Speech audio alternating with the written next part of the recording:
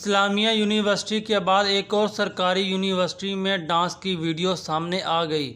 Zakaria university की तकरीब के दौरान डांस की वीडियो सामने आई है।